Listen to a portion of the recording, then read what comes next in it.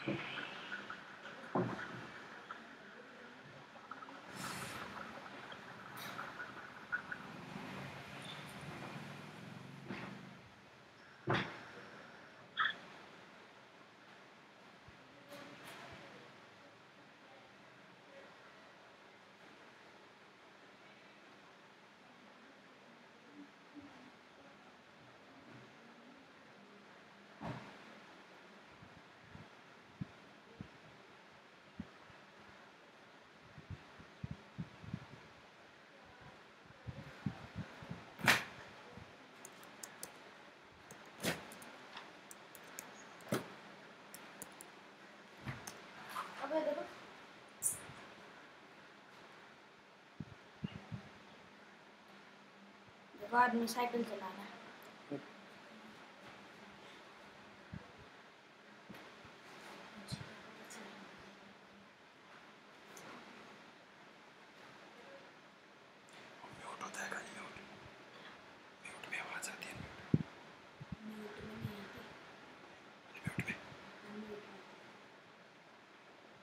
आपका क्या है?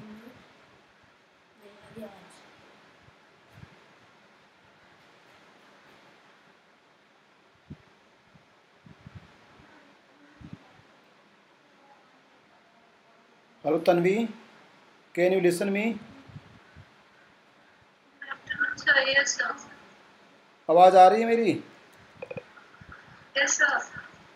ठीक है, कितने पार्टिसिपेंट आ गए? The 12 students are there. Speak again.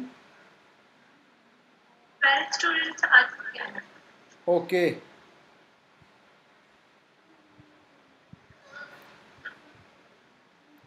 Voice clear है क्या मेरी? Yes, sir. Okay, let's start. Today we will discuss about institutional theory of comparative politics. आज हम तुलनात्मक राजनीति के संस्थावादी अथवा संस्थागत सिद्धांत के बारे में परिचर्चा करेंगे। ये आज का व्याख्यान विशेष रूप से हिंदी माध्यम के स्टूडेंट्स के लिए मैंने तैयार किया है, इसलिए आज जो व्याख्यान होगा उसमें अधिकांशतः हिंदी के संदर्भ में या हिंदी माध्यम में आपको अभिव्यक्त किया जाएगा। टुमारो जो लेक्चर्स अपलोड होगा या आपके साथ शेयर होगा वह इंग्लिश के स्टूडेंट्स के लिए स्पेशल रूप से प्रिपेयर किया जाएगा। संस्थावादी उपागम, देखिए सबसे पहली बात है कि आप पॉलिटिकल साइंस के स्टूडेंट्स हैं और आपने अप्रोचेज़ के बारे में या तो 11th क्लास में अगर पॉलिटिकल साइंस सब्जेक्ट आपके पास रहा है तो वहाँ पढ़ा होगा, अथवा फर्स्ट ईयर क्लास में आपने ज़रूर पढ़ा होगा जहाँ हम पॉलिटिकल साइंस की बिगिनिंग शुरू करते हैं, या जहाँ गार्डनर ये कहता है कि पॉलिटिकल साइंस स्टेट के साथ आरंभ होता है और राज्य के साथ ही उसका अंत हो जाता है। अर्थात राजनीति विज्ञान वह है जो राज्य के साथ शुरू होती है और राज्य के साथ जिसका अंत हो जाता है। तन्वी, मेरा वीडियो दिखाई दे रहा है आपको? Tanvi, can you listen me? No, sir. Let's screen आ रखी है. इस photograph. फेस नहीं दिखाई दे रहा? नहीं सर. एक मिनट देखो तो इसको, ये स्टॉप वीडियो आपने वहाँ से कुछ कर अभी। सर आपने वीडियो बंद कर दिया है. और अभी वीडियो तो आपको आने पर शायद लाइट की वजह से या पता नहीं किस वजह से फेस नहीं शो हो रहा है. अच्छा ठीक है, कोई प्रॉब्लम थोड़ी ना उससे। सर नहीं, स्लाइड तो सही से दिखाई दे रही है पूरी. हाँ ठीक है, फिर कोई नहीं होगा ना, कुछ होगा, टेक्निकल इश्यू होगा। तो राजनीति विज्ञान के बारे में हम परिचर्चा कर रहे थे कि राजनीति विज्ञान को विज्ञान क्यों कहा जाता है। राज्य शास्त्र का जो नाम था या राजनीति शास्त्र का जो नोमेनक्लेचर था वो बदलकर राजनीति विज्ञान कैसे कर दिया गया, अथवा यूनिवर्सिटी में जो कॉन्फ्रेंस हुआ उस कॉन्फ्रेंस में 1948 में जो डिस्कस किया गया, उस परिचर्चा के पश्चात कि राजनीति विज्ञान ही हमारे विषय के लिए सबसे बेस्ट नोमेनक्लेचर होगा या सर्वश्रेष्ठ नामकरण होगा। वहाँ ज़रूर हमने, आपने एज यू नो, जैसा आप जानते हो, आपने अध्ययन किया होगा कि राजनीति विज्ञान के परंपरागत उपागम के बारे में और राजनीति विज्ञान के आधुनिक उपागम के बारे में। राजनीति विज्ञान का परंपरागत उपागम, जिसके बारे में पहले भी मैंने आपसे ब्रीफली इंट्रोड्यूस किया है कि traditional approach was belong to political philosophy, जो तुलनात्मक अथवा परंपरागत जो स्वरूप था तुलनात्मक राजनीति का अथवा राजनीति विज्ञान का, वह traditional approach basically political philosophy से बिलोंग करता था अथवा कंसर्न विद पॉलिटिकल फिलोसॉफी, वह राजनीतिक दर्शन से जुड़ा हुआ था। इसी तरह से जो मॉडर्न फिलोसॉफी है, या हम कह सकते हैं जिसको थ्योरी कहा जा सकता है, या मॉडर्न जो अप्रोच पॉलिटिकल साइंस में इमर्ज होकर आए, उन अप्रोच ने पॉलिटिकल साइंस को नेचुरल साइंस के नज़दीक ले जाने का निरर्थक प्रयास किया। हालांकि आंशिक रूप से वो सार्थक भी हुआ, पार्शली वो सक्सेस भी उन्होंने अचीव की, परंतु उसमें जो कमी रह गई, या हम ये कह सकते हैं कि मूल्य निरपेक्ष संभव नहीं था। ह्यूमन सोसाइटी के लिए मूल्य निरपेक्षता किसी भी कीमत पर संभव नहीं थी। वैल्यू न्यूट्रलिटी ह्यूमन सोसाइटी में पॉसिबल नहीं है।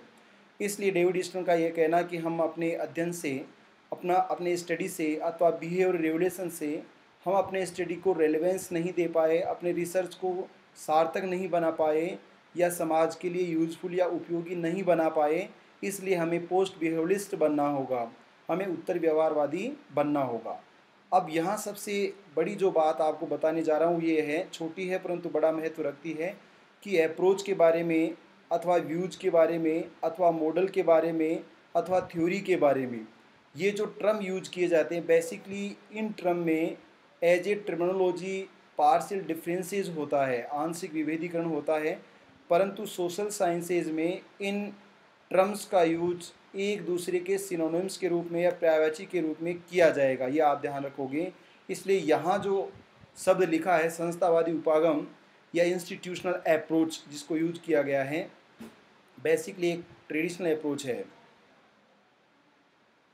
कंपैरेटिव पॉलिटिक्स, जिस तरह से पॉलिटिकल साइंस में बहुत से अप्रोच का इमर्ज हुआ है, बहुत से उपागमों का उदय हुआ है, थ्योरीज सिद्धांतों का उदय हुआ है, इसी तरह से कंपैरेटिव पॉलिटिक्स में भी अनेक अप्रोच का, व्यूज का, थ्योरीज का, मॉडल्स का इमर्ज हुआ है। बेसिकली इन अप्रोचेज में सबसे बड़ी जो बात रही है वो यह रही है कि कुछ ऐसे यूनिवर्सल अप्रोचेज को रिसर्च या फाउंड आउट करने का प्रयास किया गया, जिसके माध्यम से वैश्विक राजनीतिक परिदृश्य का साइंटिफिक मेथड के माध्यम से स्टडी किया जा सके।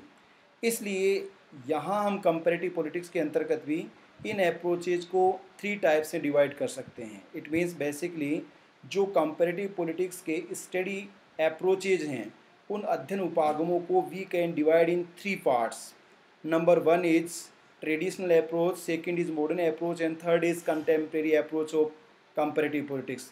तुलनात्मक राजनीति का परंपरागत उपागम, तुलनात्मक राजनीति के आधुनिक उपागम और तुलनात्मक राजनीति के समसामयिक प्रतिमान अथवा उपागम। जैसा कि आप यहाँ से स्क्रीन पर देख रहे हैं, तुलनात्मक राजनीति में अध्ययन के अनेक प्रतिमानों या उपागमों का उदय हुआ है, जिन्हें सामान्यतः 3 श्रेणियों में विभाजित किया जा सकता है। पहली श्रेणी है परंपरागत उपागम, traditional approach. In traditional approaches के अंदर हम इंक्लूड करते हैं हिस्टोरिकल अप्रोच, अर्थात ऐसा उपागम जहां बैकग्राउंड के बारे में स्टडी किया जाता है, कि जैसे हम स्टडी करें इंडियन कॉन्स्टिट्यूशन के बारे में, तो हमें इंडियन कॉन्स्टिट्यूशन के बारे में स्टडी करने के लिए जो पीछे का बैकग्राउंड है, या जो कॉन्स्टिट्यूशनल डेवलपमेंट इंडिया, भारत में जो संवैधानिक विकास हुआ है, उसका हिस्टोरिकल स्टडी हमें करना होगा कि वह 1773 से जो regulating act east India company के द्वारा स्थापित किया गया, उस रेगुलेटिंग एक्ट अथवा भारत में पहली बार लिखित जो नियमावली आई, उस नियमावली को जो ब्रिटिश इंडिया का एक पार्ट था, वहाँ से लेकर तमाम तरह के जो पिट्स इंडिया एक्ट 1784 और देन कंटिन्यू जितने भी जो अधिनियम 1858 का ब्रिटिश महारानी एलिजाबेथ का विक्टोरिया दरबार का अधिनियम, अथवा 1892 का भारत परिषद अधिनियम, 1909 का अधिनियम, 1919 का एक्ट, 1935 का अधिनियम और भारत परिषद अधिनियम 1947 या भारतीय स्वाधीनता एक्ट 1947, ये हिस्टोरिकल अप्रोचेज की मुख्य कंटेंट होता है। हालांकि आपको पता होगा, परंतु फिर भी ब्रीफली जो नोमेनक्लेचर है उसको मैं डिफाइन कर देता हूँ। सेकेंड ट्रेडिशनल अप्रोच में लीगलास्टिक अप्रोच होता है, या लीगल अप्रोच भी आप इसको कह सकते हो, अर्थात उसकी कानूनी विषय वस्तु का या किसी भी विषय का जिसका हम अध्ययन करना चाहते हैं या किसी भी बिंदु जिसका हम अध्ययन करना चाहते हैं उसका हमें कानूनी स्वरूप देखना होता है। जैसे हम सॉवरेनिटी का हमें अध्ययन करना है, हमें जस्टिस का अध्ययन करना है, हमें फ्रीडम का अध्ययन करना है, लिबर्टी का अध्ययन करना है, इक्वालिटी का अध्ययन करना है, उसका लीगल स्ट्रक्चर क्या है, कानूनी स्वरूप क्या है। जस्टिस का अगर हम एग्जाम्पल कोट करें तो प्लेटो जो जस्टिस बता रहा है और जॉन रॉल्स ने जो जस्टिस बताया है उनमें बहुत ज़्यादा अंतराल है। परंतु यदि प्लेटो के जस्टिस के लीगल स्ट्रक्चर को हम देखना चाहते हैं और जॉन रॉल्स के लीगल स्ट्रक्चर को देखना चाहते हैं तो स्टेट ने जस्टिस के कौन से स्ट्रक्चर को अप्लाई कर रखा है उसका हमें अध्ययन करना होगा। यदि हम भारतीय समाज का अध्ययन करना चाहते हैं या हम सती प्रथा इस कस्टम्स का अध्ययन करना चाहते हैं, इस ट्रेडिशन का अध्ययन करना चाहते हैं तो इसके लीगल फ्रेमवर्क का यदि हम अध्ययन करेंगे तो वह लीगल फ्रेमवर्क हमें 1829 में दिखाई देगा और जहाँ से अब तक इसमें किस प्रकार की परिवर्तन आया है। अथवा राजा राम मोहन राय के द्वारा माता पिता की संपत्ति में बालिकाओं को जो हिस्सा देने का अधिनियम पारित करवाया गया उसके लीगल अप्रोच को हमें देखना होगा। अर्थात जो भी हम एक्शन लेना चाहते हैं या जो हम स्टडी करना चाहते हैं उसका लीगल स्टडी हमें करना होगा, उसके कानूनी परिदृश्य को ध्यान में रखना होगा। ऐसा अप्रोच कानूनी उपागम कहलाता है, परंपरागत कानूनी उपागम कहलाता है। बेसिकली जो ट्रेडिशनल अप्रोच हैं पूरे के पूरे लीगल अप्रोच होते हैं। स्टेट और स्टेट की टेरिटरी से बाहर कोई भी स्टडी नहीं किया जाता है। तीसरा जो संरचनात्मक, यहाँ आपको थोड़ा सा ध्यान रखना है कि संरचनात्मक बॉर्डर लाइन पर है जिसको मॉडर्न अप्रोच में भी शामिल किया गया पार्सली और वह ट्रेडिशनल अप्रोच में भी शामिल है। जो स्ट्रक्चरल अप्रोच है वो बेसिकली ट्रेडिशनल अप्रोच से एक नेक्स्ट स्टेप है, परंतु वह फिर भी मॉडर्न स्टेप नहीं है क्योंकि डेविड ईस्टन का आप सिस्टम थ्योरी पढ़ोगे उसमें इनफॉर्मल स्ट्रक्चर या हम कह सकते हैं इनफॉर्मल जो एक्टर्स होते हैं उन पर कम ध्यान दिया गया, उन पर ज़्यादा ध्यान देने का कार्य आमंड एंड पावेल ने किया। इसलिए सिस्टम थ्योरी से जो नेक्स्ट डेरिवेटिव्स था सिस्टम एनालिसिस का वो आमंड और पावेल का डेरिवेटिव्स है, आमंड और पावेल का परिवर्ते है, जहां उन्होंने इनफॉर्मल फैक्टर्स पर बहुत अधिक ध्यान दिया। हालांकि उसका क्रिटिसिज्म होगा कि वह उस पर ज़्यादा ध्यान दिया है। क्या मुझे आप में से कोई ये बताएगा कि डेविड ईस्टन जिस स्ट्रक्चर की बात कर रहा है और आमंड पावेल जिस स्ट्रक्चर की बात कर रहा है उसमें क्या मेजर डिफरेंस है?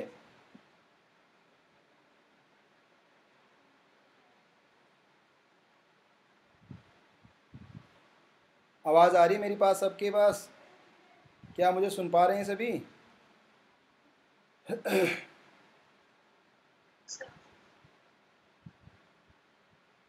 कौन कौन है पार्टिसिपेंट बोलेगा कोई?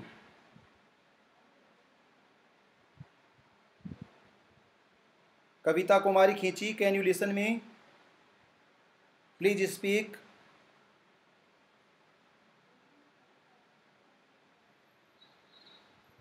It is not good. Geeta Rani, can you listen me? Please speak.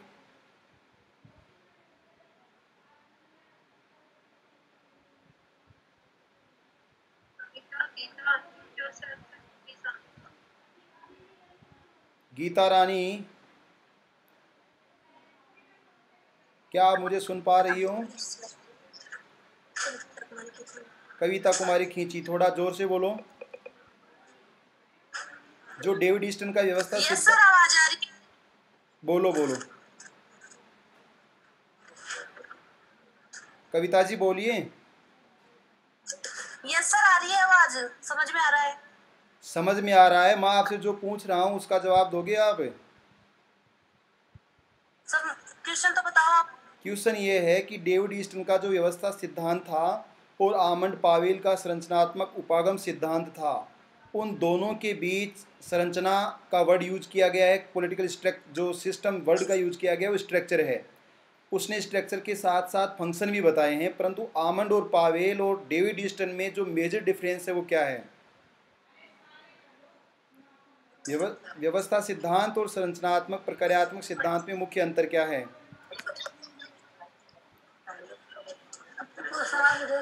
पता क्या था? क्या समझ पाए आप मेरी बात? सर क्वेश्चन तो अंदर पूछ रहे तो दोनों डेविड का आराम से देखो जोर से बोलो, जो भी बोलोगे आप वो अच्छा ही होगा, पर बोलो जोर से थोड़ा।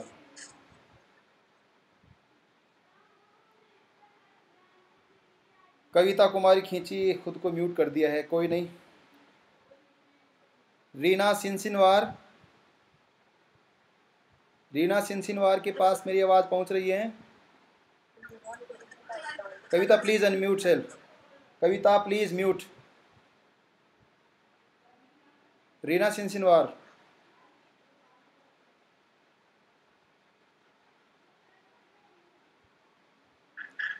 रीना सिंसिनवार मुझे सुन पा रही हो?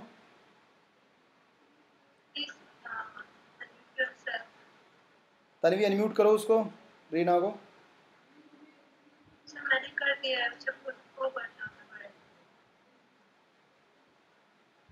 अरे मैं वैसे ही बहुत कम पढ़ाता हूँ आपको, आप पढ़ नहीं पाओगे। रूपल,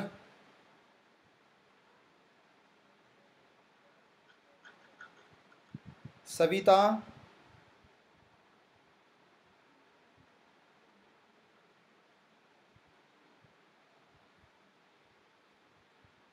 वीवो 1820, सविता आप बोल रहे हो? हाँ सर।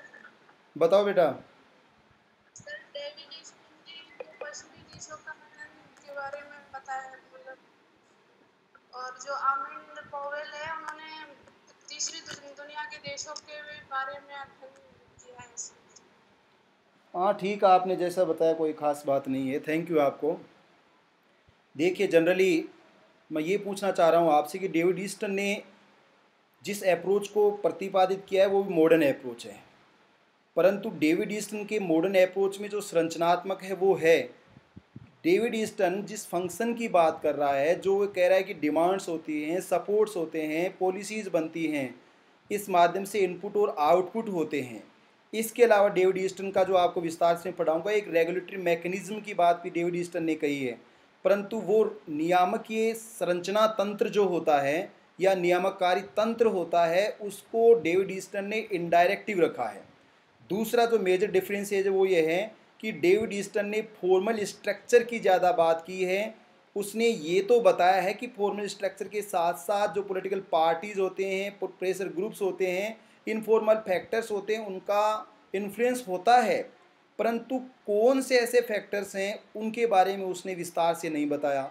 दूसरा जो इनफॉर्मल एक्टर्स होते हैं उनको स्पेशल या स्पेसिफिक रूप से उसने डिफाइन नहीं किया है, परंतु आमंड और पावेल ने यह क्लियरली मेंशन किया है। ये उसका क्रिटिसिज्म जरूर है कि उसने इनफॉर्मल एक्टर्स पर ज़्यादा ध्यान दिया है, परंतु आमंड और पावेल ने यह भी बताया कि अनौपचारिक कार्य क्या होते हैं और उन अनौपचारिक कार्यों को कौन सी संरचनाओं के द्वारा पूरा किया जाता है, जैसे कि राजनीतिक भर्ती और समाजीकरण का कार्य, जो रिक्रूटमेंट का कार्य है या पॉलिटिकल सोशलाइजेशन का कार्य है, वह रिक्रूटमेंट एंड पॉलिटिकल सोशलाइजेशन का जो वर्क है वो फंक्शन है, वर्क नहीं कहेंगे, वो फंक्शन है, वह ऑपरेट किया जाता है पीयर ग्रुप्स के द्वारा, फैमिली के द्वारा, मित्र मंडली के द्वारा, ये उसका आधार होता है, धार्मिक संस्थानों के द्वारा, सामाजिक संस्थानों के द्वारा।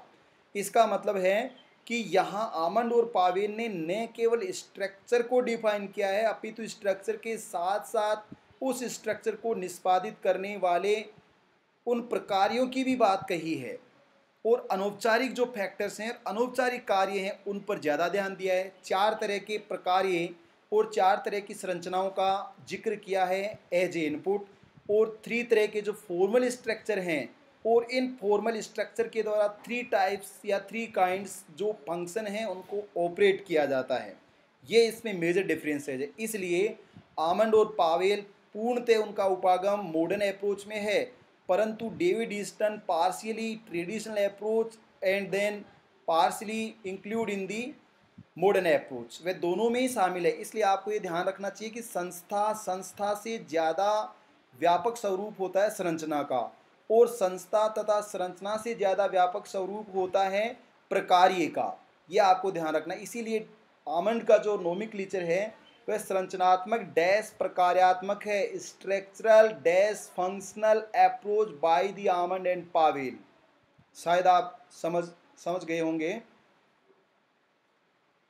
समझ में आ गया सबको? Anjulata, are you understand? Anjulata, क्या आप मुझे समझ पा रहे हैं? Please unmute and yes speak. Sir. Okay, very good. Reena Sinsinwar, Reena Sinsinwar आपसे पूछ नहीं रहा, क्या आप मेरी बात समझ पा रही हैं?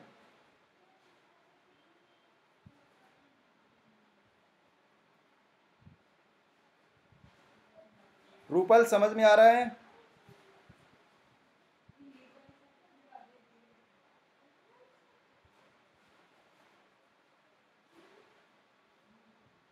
No response. Okay, then philosophical approach, दार्शनिक, जहां सर ऊपर से यस सर चेक डाउन कर रहा है। अच्छा, चैट बॉक्स में लिखा है यूं?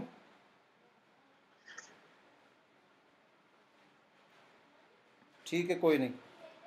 दार्शनिक जो उपागम है बेसिकली पॉलिटिकल फिलोसॉफी का आधार है। जैसा राजनीतिक दर्शन रहा है वह अच्छा कैसे किया जा सकता है, जैसे कि प्लेटो का कहना है कि फिलोसोफर किंग या जो उसका आइडियल स्टेट है उसको किस तरह से अचीव किया जा सकता है, उसके लिए जो लॉजिक और इमेजिनेशन का यूज किया गया है, स्पेकुलेटिव का यूज किया गया प्लेटो के द्वारा, वो एक तरह से फिलोसॉफिकल अप्रोच है जहां हम अच्छे समाज या अच्छे राज्य या गुड लाइफ को क्रिएट करने की केवल और केवल सैद्धांतिक बातें करते हैं, उसे दार्शनिक अप्रोच कहा जाता है। यहाँ दर्शन का मतलब इस बात से नहीं है कि जीवात्मा क्या होती है, इस बात से है कि जैसे हीगल की विश्वात्मा क्या है, इस बात से है कि जैसा थॉमस मूर के द्वारा यूटोपिया में किया गया है ऐसी आदर्श व्यवस्था हो जहाँ सब लोग मिलजुल कर रहते हैं, एक छोटा सा टापू। और उसने कोशिश की, रॉबर्ट ओवेन जो पहला समाजशास्त्री था या जिसने फर्स्ट टाइम यूज किया है सोशलिज्म टर्म का, और वह बेसिकली उद्योगपति था, बिजनेसमैन था, जिसके द्वारा ये प्रयास करने का असफल प्रयोग किया गया, उसका प्रयोग सफल नहीं हुआ।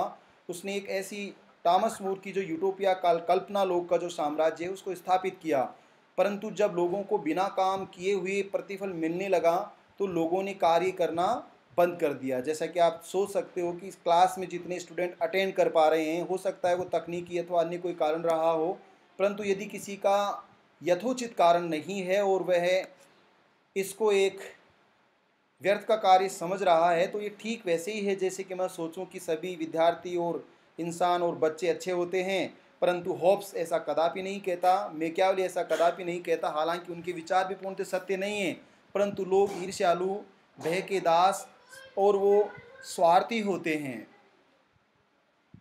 ये दार्शनिक मंतव्य है। या टी.एच. ग्रीन की जो संकल्पना है, थॉमस हिल ग्रीन का आपने सुना होगा, जो 3 मैंने कर्तव्य बताए, अथवा हम कह सकते हैं कि जो वेलफेयर स्टेट की कॉन्सेप्ट है वो भी फिलोसॉफिकल कॉन्सेप्ट है।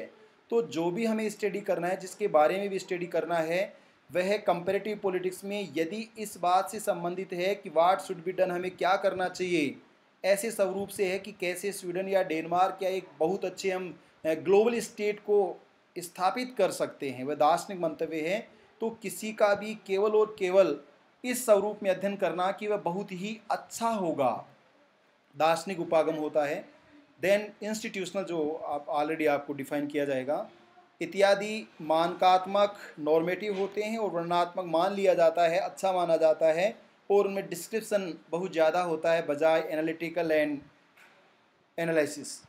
Then second types of approach in comparative politics is modern approach.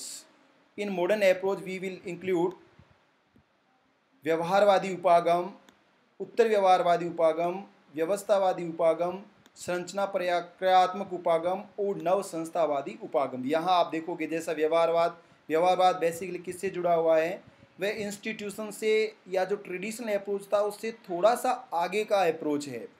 जो पोस्ट बिहेवियरल अप्रोच है वो उसमें और थोड़ा सा सुधार है, जिसमें एक्शन और रिलेवेंस की बात कही गई है। जो सिस्टम थ्योरी है वह डेविड ईस्टन ने पोस्ट बिहेवियरलिस्ट थ्योरिस्ट के रूप में यूज किया है, और उसने स्टेट की जो टर्मिनोलॉजी थी उसको रिप्लेस कर दिया। जैसे जो वर्क थे वो रिप्लेस बाय फंक्शन वर्ड, ऐसे ही जो सुप्रीम पावर थी वो रिप्लेस बाय सॉवरेंटी, ऐसे ही जिसको आप स्टेट कहते हो रिप्लेस बाय पॉलिटिकल सिस्टम। इसी तरह से जो फोर्स था replace by the power.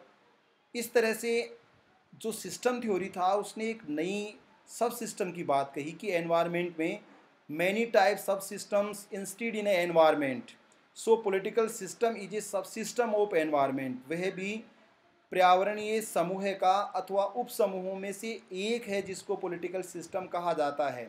Social system भी होता है, कल्चरल सिस्टम भी होता है, इकोनॉमिक सिस्टम भी होता है, इसी तरह से पॉलिटिकल सब सिस्टम होता है जिसके बारे में हम अध्ययन करते हैं। इसलिए पॉलिटिकल सिस्टम को उसने जो सिस्टम थ्योरी के रूप में डिज़ाइन किया है वह बेसिकली एनवायरनमेंट का ही एक पार्ट है। देन अमन पावेल का संरचनात्मक प्रक्रियात्मक, इसके बारे में हम विस्तार से पढ़ेंगे।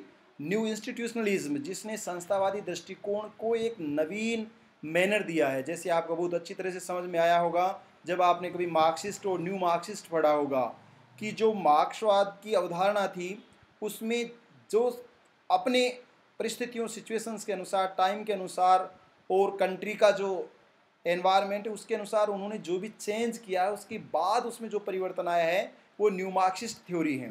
बेस उनका मार्क्स की कंसेप्ट है, परंतु जो स्ट्रक्चर है वो थोड़ा सा चेंज हो जाता है। जैसे मैं कहूँ कि लेनिज्म जो है वह अपोजिट स्ट्रक्चर है मार्क्सिज्म का, वह बेसिकली मार्क्सवाद का उल्टा स्वरूप है जिसको लेनिनवाद कहा जाता है। देन तीसरे हम अप्रोचेज के बारे में स्टडी करेंगे, उनको कंटेम्प्रेरी अप्रोच कहा जाता है। इसमें कल्चरल अप्रोच को शामिल किया गया है, कल्चरल थ्योरीज यहाँ हम अध्ययन करेंगे। डेवलपमेंट अप्रोचेज को शामिल किया गया, विकास के बहुत से उपागम हैं, इसमें अंडर डेवलपमेंट थ्योरीज के बारे में भी आपको अध्यापन कराया जाएगा। कम्युनिकेशन अप्रोच है जो बेसिकली स्ट्रक्चरल फंक्शनल अप्रोच से ही एक नेक्स्ट स्टेप होती है। और पब्लिक चॉइस या पब्लिक डिसीजन मेकिंग जो अप्रोच होता है वह भी एक नवीन या कंटेम्प्रेरी अप्रोच है जो केवल जो जैसे मैंने बताया सोशल साइंस के इंटरडिसिप्लिनरी अप्रोच के रूप में कंपैरेटिव पॉलिटिक्स को इवोल्यूट किया गया है। इसलिए जो तुलनात्मक राजनीति है वह एक अंतः अनुशासनात्मक उपागम के रूप में विकसित हुआ है। इसलिए ये थ्योरीज केवल कंपैरेटिव पॉलिटिक्स में ही या उसके सब्जेक्ट का ही पार्ट नहीं है, वह उसके स्कोप का हिस्सा नहीं है, अपितु वो पब्लिक एडमिनिस्ट्रेशन में, अपितु वो नीति शास्त्र में, इतिहास में, समाजशास्त्र में, मानव शास्त्र में, यहाँ भी इसका अध्यापन किया जाता है। देन तुलनात्मक राजनीति का संस्थागत उपागम। अब हम ये पढ़ेंगे कि तुलनात्मक राजनीति का संस्थागत उपागम क्या है। यह राजनीतिक संस्थाओं का तुलनात्मक अध्ययन करने वाला प्राचीनतम और परंपरागत उपागम है। ट्रेडिशनल अप्रोच, बहुत से अप्रोच ट्रेडिशनल अप्रोच हैं, इसलिए institutional approach is a traditional approach. लेकिन ट्रेडिशनल अप्रोच में के अंतर्गत जितने भी मेजर अप्रोचेज शामिल हैं उनमें से जो ओल्डेस्ट अप्रोच है उसको इंस्टीट्यूशनल अप्रोच कहा गया है। आफ्टर सेकेंड वर्ल्ड वॉर या द्वितीय महायुद्ध से पूर्व तुलनात्मक राजनीति की प्रकृति आदर्शात्मक मानकात्मक रही है तथा इसकी विषय वस्तु राज्य व उसकी संस्थाओं का औपचारिक कानूनी अध्ययन से संबंधित रही है। जो सेकेंड वर्ल्ड वॉर है उससे पहले की जब हम बात करते हैं, इसका मतलब जो व्यवहारवादी क्रांति है उससे पहले की अगर बात करें तो राजनीति विज्ञान की जो प्रकृति की बात कही है या तुलनात्मक राजनीति की जो नेचर की बात कही है वो एक तरह से आइडियलिस्टिक नेचर होती है, नॉर्मेटिव नेचर होती है, और वहाँ जो मेन विषय वस्तु है, जो कंटेंट है, जो सब्जेक्ट है वो स्टेट और स्टेट की इंस्टीट्यूशन से जुड़ा हुआ है, और उन स्टेट और स्टेट देयर इंस्टीट्यूशन का जो स्टडी है वो केवल और केवल फॉर्मल और लीगल स्टडी से ही संबंधित रहा है। देन एक देश या अन्य देशों की राजनीतिक संस्थाओं का तुलनात्मक अध्ययन करना अथवा इस उपागम का केंद्र बिंदु राजनीतिक संस्था होती है। इंस्टीट्यूशनल अप्रोच जैसा इसका नोमेनक्लेचर है, तुलनात्मक संस्थागत उपागम क्या है? संस्थाओं पर ध्यान देने वाला उपागम संस्थागत उपागम है। इसका मतलब हम ये कह सकते हैं कि राज्य और राज्य की संस्थाओं का मानकात्मक, आदर्शात्मक और वर्णनात्मक अध्ययन करने वाले उपागम को संस्थागत या संस्थावादी उपागम के नाम से जाना जाता है। संसदीय शासन प्रणाली वाले अनेक देशों में द्वितीय सदन की स्थिति, इसका मतलब ये क्या है कि जो सेकेंड हाउस और पार्लियामेंट सिस्टम होता है उसके स्टेटस के बारे में, उसके फंक्शन के बारे में, उसकी पावर्स के कंपैरेटिव स्टडी के बारे में यदि हम अध्ययन करते हैं तो हमारा यह अध्ययन ही संस्थागत उपागम का सर्वश्रेष्ठ उदाहरण माना जाएगा। अर्थात संस्थागत अध्ययन में हम क्या शामिल करते हैं, तो ये यहाँ कोट हम कर सकते हैं कि इस अध्ययन के अंतर्गत हम उन संस्थाओं को शामिल करते हैं, परंतु उन संस्थाओं में केवल संस्थाएं नहीं हैं अपितु संस्थाओं की स्थिति, विषय वस्तु, कार्य और कंपेरेटिव स्टडी को भी शामिल किया गया है। जिस तरह से ऐतिहासिक उपागम ऐतिहासिक तथ्यों और घटनाओं पर ध्यान केंद्रित करता है, ये हिस्टोरिकल अप्रोच है। जिस तरह से कानूनी उपागम कानूनी स्वरूप और शब्दार्थ का अध्ययन करता है। जिस तरह से दार्शनिक उपागम क्या होना चाहिए के बारे में अध्ययन करता है।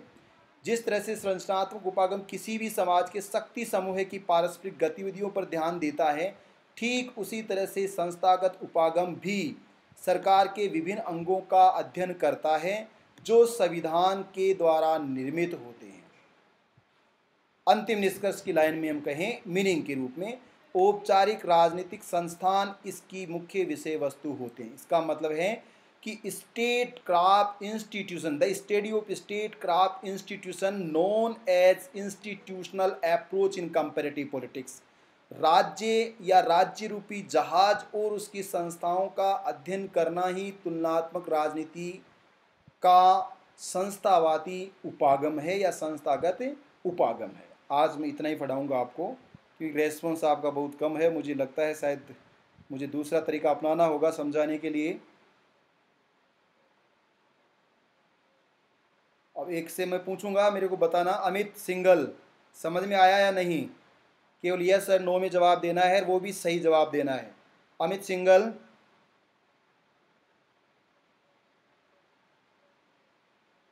will you give me answer? Mute yourself. Amit Singhal, mute and speak.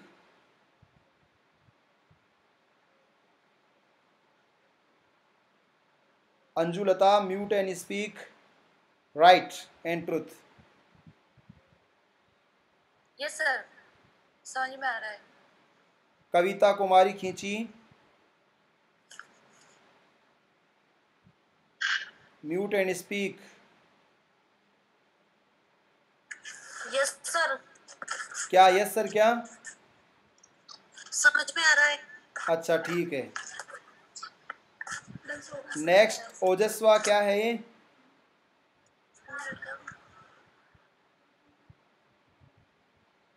ओजस्व जिसने लिख रखा है, Ojasv mute and speak. My experiments with truth.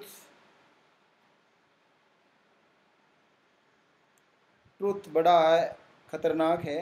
Reena सिंसिनवार,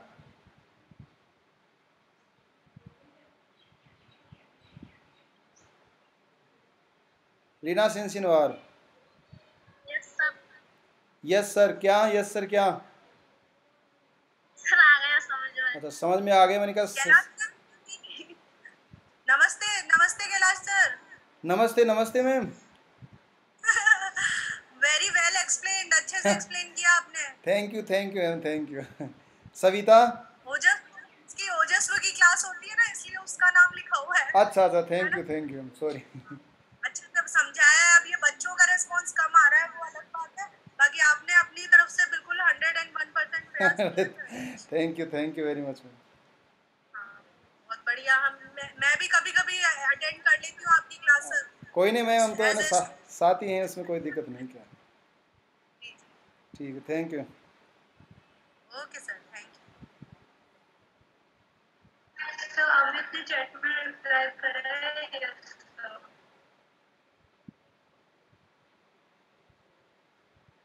ठीक है तन्वी, क्लास यहीं स्टॉप करता हूँ बस। Thank you.